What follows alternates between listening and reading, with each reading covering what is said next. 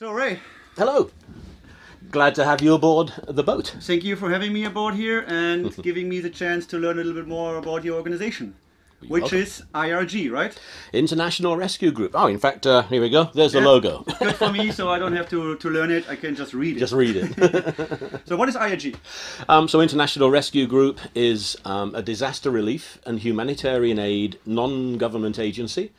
And disaster relief by sea to remote island and coastal areas. So with disaster, you mean hurricanes, earthquakes?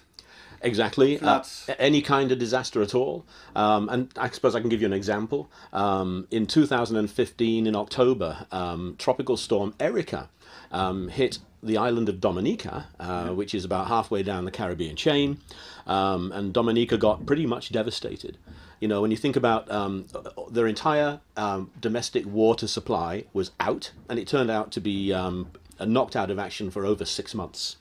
And the bridges in the north of the island were knocked out, so then the entire north of the island could not get any transportation at all. The airport was knocked out, and basically houses were swept down mountains, 32 people were killed. So it was a big disaster, and we just happened to have this particular boat on standby in St. Lucia. So this boat where we are right on, The boat we're on right now here in the Bahamas. Thunderbird 5. Thunderbird 5, and we were in St. Lucia at the time, which is just 2 islands south of Dominica. Yeah, I know that area. You know the area? Oh, great. I know that Dominica is a really undeveloped island. It is. It is. Well, you know, compared with St. Lucia, of course. So we were signed on with NEMO, which is the National Emergency Management Organization, and there's a NEMO in every Caribbean island. Because let's face it, in the Caribbean, your island might be the next one hit, and you may need help. You never know. Yeah. And so St. Lucia, you know, launched into action with one Coast Guard patrol boat, which didn't carry very much in the way of supplies.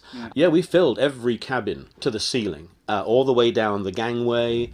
We filled where we're sitting right now was filled to the ceiling. And we also fill the deck up as well with deck cargo and tarp it down. And what we do is we fill my cabin first, so that I can demonstrate that I'll be the first to sleep on the floor. Okay. And then the crew don't complain when they lose their cabins a few minutes later, and we just fill the boat up. Absolutely, So an organization sent us in an emergency 179 boxes of water filters. That's where the cockroaches came from. We had to get rid of those after the mission, but you know, the rest of the area was filled with sleeping troops because we were carrying the entire armed forces of St. Lucia to Dominica. And this was in 2015? This was 2015, and we ran 2 missions like that.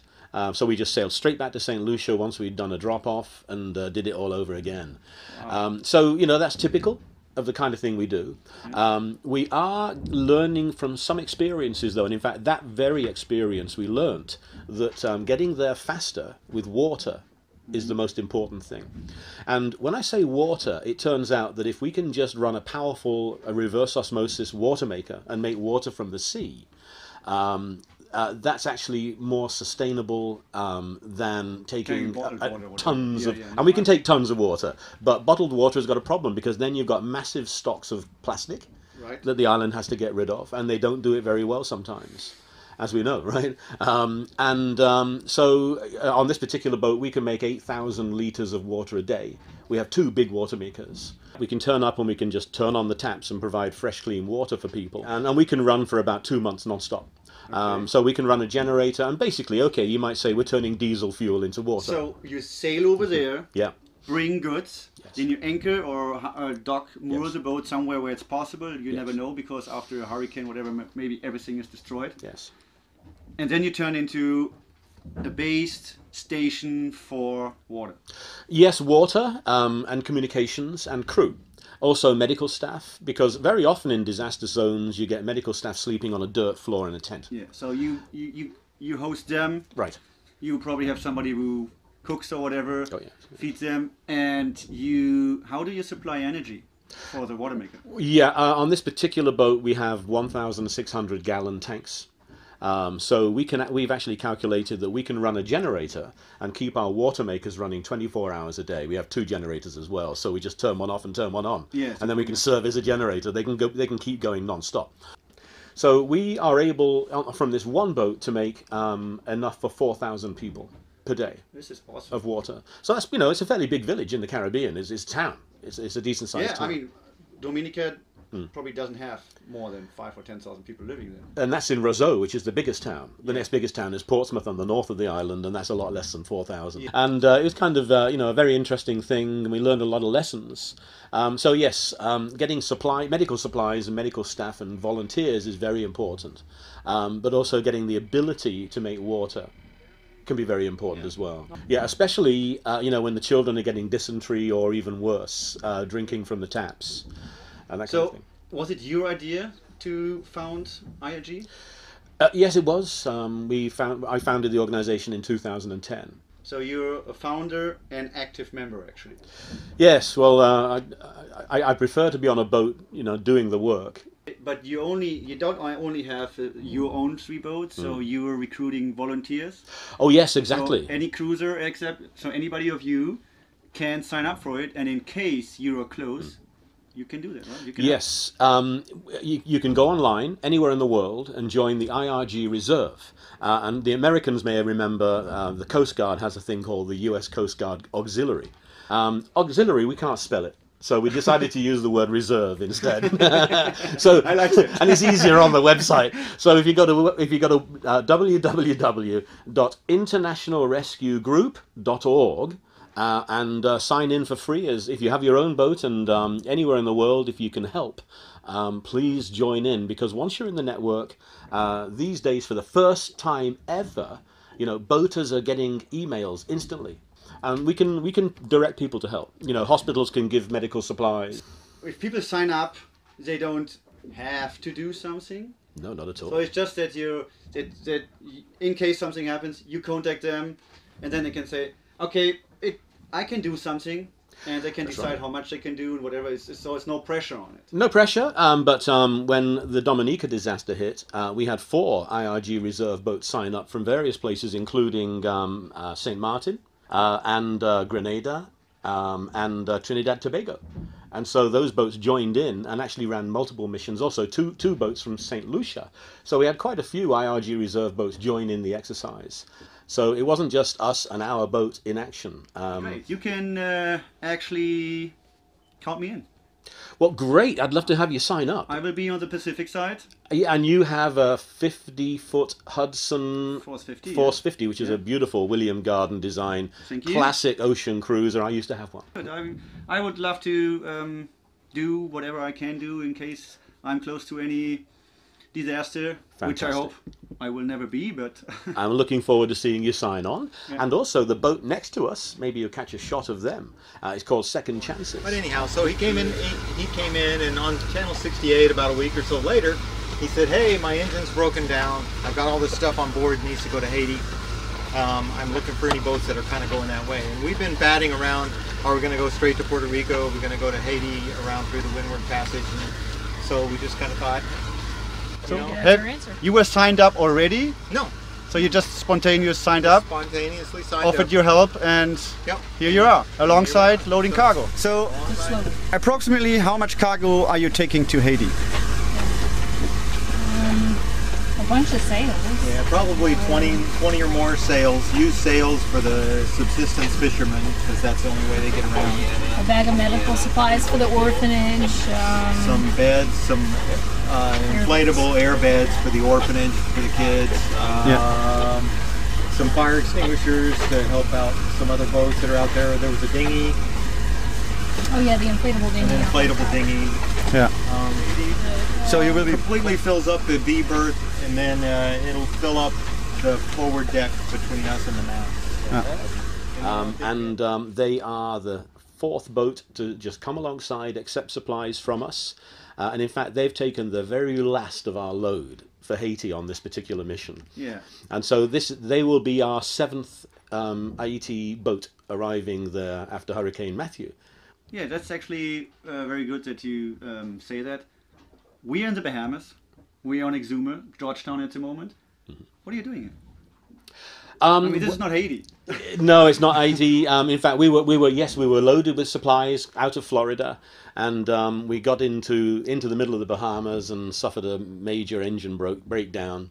And one of the amazing things about the IRG reserve is that I put the message out to say that, you know, we were disabled and we're trying to get these supplies to Haiti. Before we knew it, 4 IRG reserve boats just volunteered and said, we're sailing by, we're signing in, or some of them had already signed in, and came alongside to our boat and accepted the cargo. So this would be a typical job a reserve boat would do. Could well be, yeah. For example. Yes. You put your load on 4 other boats, right? 4 boats total, yes. Yeah. So, yes. So we probably had 100 recycled sails from an organization. By the way, if you're a sailor and you have a boat anywhere in America and you're trying to get rid of an old sail, please call your local yacht club or just contact salesforsustenance.org and they'll accept your sails. And these things, we've been doing this for years. We take sail after sail to Haiti and give them to the subsistence fishermen.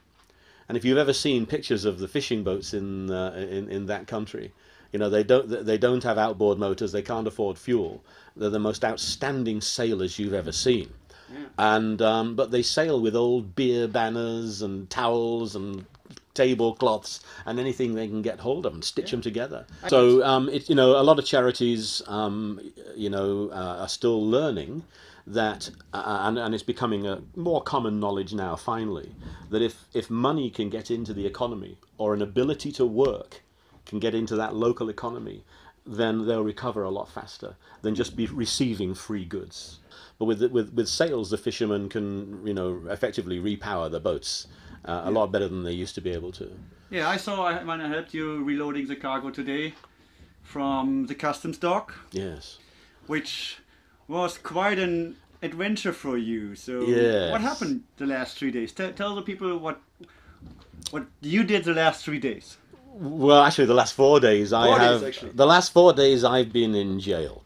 In fact, it wasn't just a jail, it was a stinking, unventilated, mosquito-ridden, hard concrete bench in a police lockup in Georgetown, Exuma.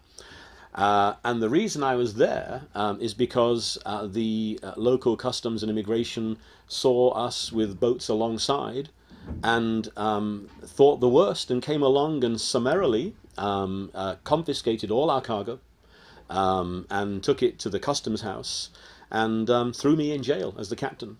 Well, at the moment we're at Georgetown Dock, and one of our IRG reserve vessels, Good Run, and in fact this is one of the Good Run crew, Emma. Thank you, Emma. Emma's from New Zealand and has come all the way here to help take our supplies on to Haiti. And here we are with customs having confiscated our supplies because they thought that it was illegal supplies. Now they've admitted they were wrong and they've reversed their course and they're giving us our supplies back to carry on to sail on to Haiti. And now we have to reload the supplies back onto our ship. Yeah. You need a hand? Oh yeah, please. Are you in? You need 2? Have you got 2? I have 2 hands. Okay, good. Okay, let's go. All right.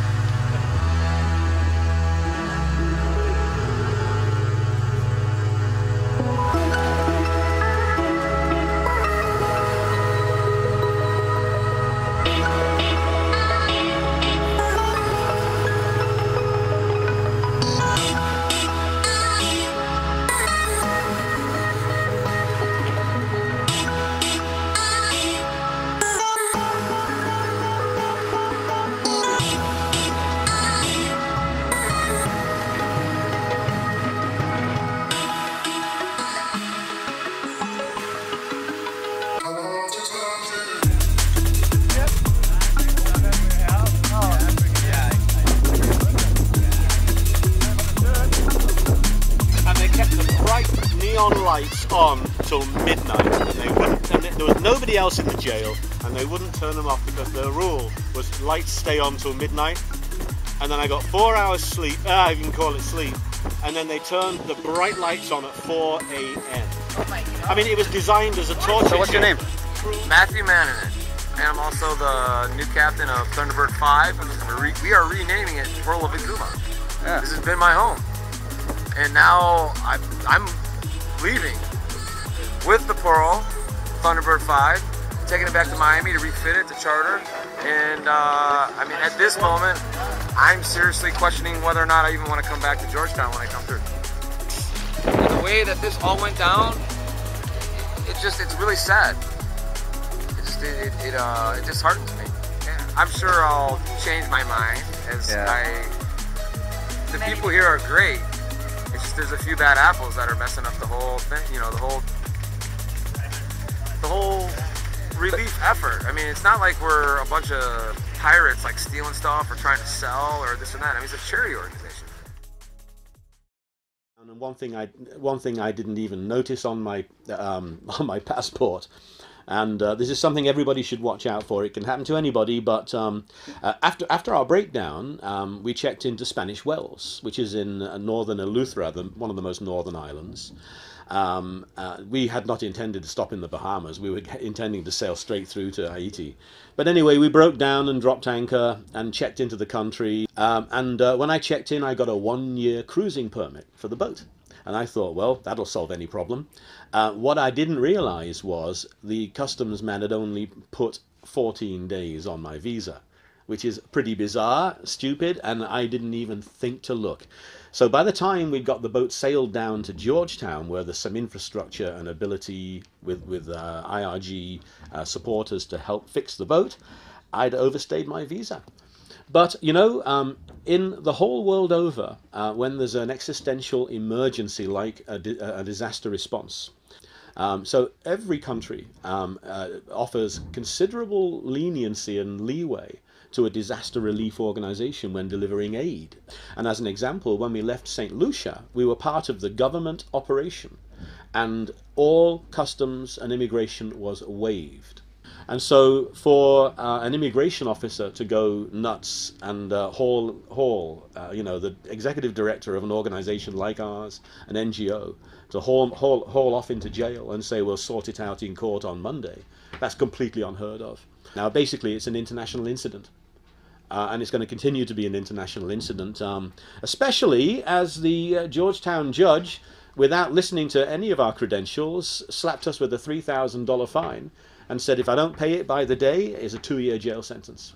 I got hit with the maximum possible fine or jail sentence. Okay. So help me, good to be out of jail. But there was a hurricane here too a couple of years ago, right? Well, Hurricane Matthew hit the Bahamas pretty badly just 6 months ago. So didn't they get any help from any international group? Maybe from your group as well? Yes, they got help from us. They don't remember you? Oh, good gracious, obviously not. Yeah, the judge wasn't even interested in listening to my credentials. Gavel down, $3,000 or 2 years in jail. So how do you fund? I mean, how do you get $3,000? Well, you know, we're not very good at fundraising. We usually operate with a very low cash reserve. All of our boats are donated, and so this boat is donated to you? This boat was donated, and we make some money whenever we can. You know, when there's a relaxation in disasters, occasionally we're able to take people for a charter sale. But we usually operate with almost zero cash reserve. So International Rescue Group did not have the $3,000 available in our cash reserves. It came out of my pension money. Everybody in the organization, by policy, is unpaid volunteer. We on our website, we do have a fundraiser donation link, and so if anybody has, you know, a couple of $1 million, we'd be very grateful. We're not asking for a couple of $1 million, but everybody has $1, and maybe this video will be watched by 10,000 people. 10,000 people? Even just 3,000 people. If everybody puts $1 onto your account, that will pay the fine. That will be least, and then we start on working, doing the other stuff. Now that would be... Yeah, you know, I don't want people donating to International Rescue Group because I was subject to a fine. But, you know, to donate for our missions, then that would be great. I'm going to find my own way of getting the money back out of the Bahamas. Smuggling rum? Like the old days? No, I think it'd be more like political persuasion. Okay, good. Yeah. Good. My name is Thiago. Yeah, I'm from originally Brazil. Great. And I'm the captain of Good Run. My name is Zach. I'm from California. And Emma from New Zealand. So I saw you guys today at the customs cargo dock. Yeah. You announced on the radio you may need a couple hands to load cargo.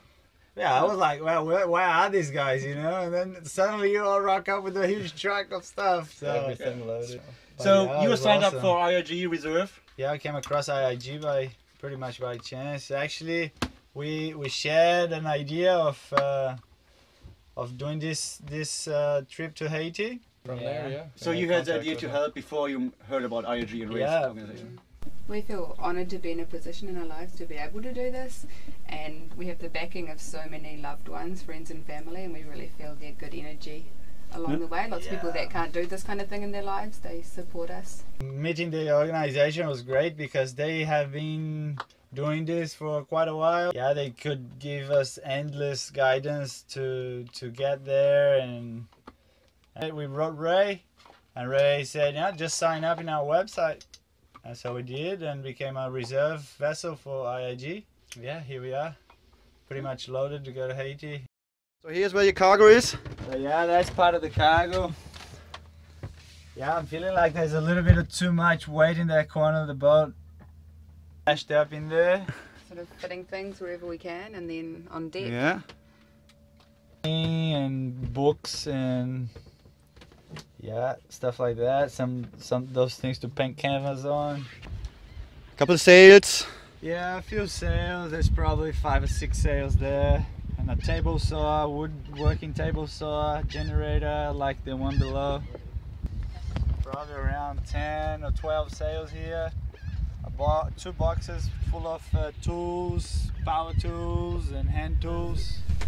Because, you know, we love the ocean and we love to see it and explore it, and, you know, why not to lend a few people a hand where we pass by, you know? Yeah. So did they bother you for at any? I mean, well, when probably they asked you boarded not to leave. they didn't ask permission to the captain or nothing. They just came aboard, and I'm pretty sure. yeah, that was. But it doesn't affect your personal No, cruising or whatever. exactly. They did confiscate our passports Until- for receiving goods that weren't Yeah, cleared yeah. import. And this was because it was over the weekend, right? It was a couple of days. Yeah, So yeah, it was for a their- weekend exactly. For their investigation, they Yeah. basically were still. So And Zach and I are completely new to sailing, so it's a new experience in Yeah. that way as well. We're really grateful for the opportunity. Tiago took us on board with How long do no you sail now? experience. We left North Carolina like 2 months ago. You're 2 months So- sailing? Oh, good. Yeah. How do you So- like it? Yeah, It's amazing. loving it. It's amazing. Lots to learn. So how's the communication with IRG going? it's going great. We've been together pretty much, for a few weeks now. It's very personal, very straightforward, and very supportive. Ray's been, communicating with people in Haiti, and he added me to his emails with the organization and orphanage down there. So Yeah, when do it's you plan awesome. you'll be in Haiti?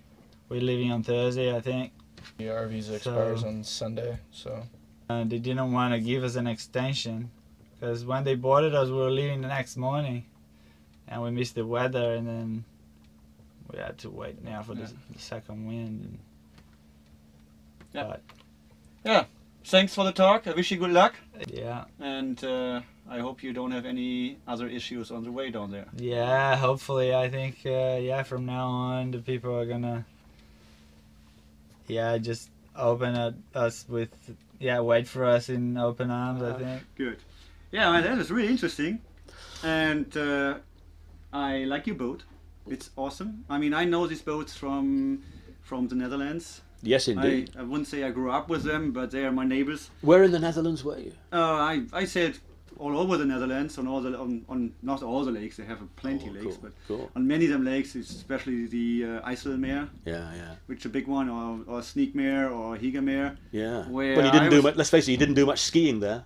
No, I was sailing with my little Optimist over there. When I Oh was a yeah, kid. yeah. And these big boats were always there. Usually with a lee board or Usually two with lee lee boards. yes. Yep. Yeah. I know they sail very good sideways and not so much upways, but That's true, but somehow they managed to get around the North Atlantic and around the English Channel, which, let's face it, is a pretty tough patch of ocean. they so do sail they and manage. they can handle a lot of water, a lot of weather. They can handle serious weather. And this boat's no different from the others, except she doesn't have lee boards. She has a stubby keel, which means that she goes sideways even better than the ones with lee boards. Thank you very much for the interview. You're very welcome. And Thanks thank for coming you for along. showing me your boat. Cut! Yeah. I've always wanted to do that.